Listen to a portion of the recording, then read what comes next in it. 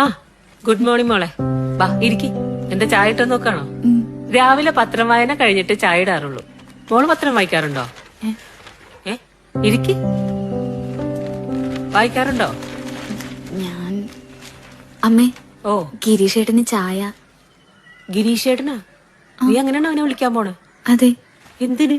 അയ്യോ, ഞാനിങ്ങോട്ട് വന്നപ്പോ ഗീതാന്റെ ആകെ തന്ന ഉപദേശം ഭർത്താവിനെ ദൈവത്തെ പോലെ കാണണമെന്നാ. അപ്പൊ പിന്നെ ഗിരീഷേട്ടാന്നല്ലേ വിളിക്കാൻ? ഈ ഭഗവാൻ കൃഷ്ണൻ നമ്മളെ ദൈവമല്ലേ? അതെ. എന്ന് വെച്ച് നീ അമ്പലത്തിൽ ചെന്ന് കൃഷ്ണനെ കാണുമ്പോ എന്റെ കൃഷ്ണേട്ടാന്ന് വിളിക്കാറുണ്ടോ? ஏய் இங்க வாடா.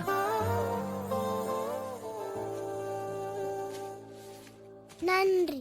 ஆஹா, நல்லா தமிழ் பேசுறீங்களே. இங்க ஒர்க் பண்றீங்களா? பின்ன யாரு கூட வந்தீங்க? அப்பா கூட. உங்க பேர் என்ன? ஆதித்யா. அப்பா பேர் என்ன? மணிகண்டன். അമ്മ പേര്? എല്ലാം ഭയങ്കര പെട്ടെന്നായി പോയെന്ന് തോന്നുന്നുണ്ടോ എനിക്ക്?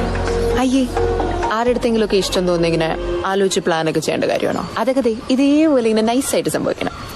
പിന്നെ നിന്റെ ഒരു ഇളക്കമൊക്കെ കണ്ടപ്പോ കാര്യങ്ങളുടെ പോക്ക് എങ്ങോട്ടാണെന്ന് എനിക്കൊരു ഊഹം ഉണ്ടായിരുന്നു. ആൻഡ് സി, എന്റെ ഇൻറ്റ്യൂഷൻ സെറ്റാറില്ല.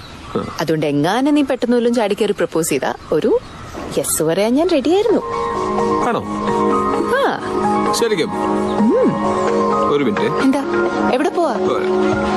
ഇപ്പൊ തന്നെ പോവാന്നുള്ള നേരത്തെ പറഞ്ഞു. മിണ്ടരുത്.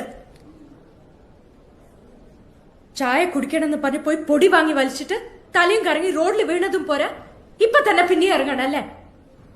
ഞാനാ പറഞ്ഞത് നാളെ വിട്ടാ മതിന്ന്. ഒരു ദിവസമെങ്കിലും മരുന്നില്ലല്ലോ മര്യാദയ്ക്ക്. നീ വാ.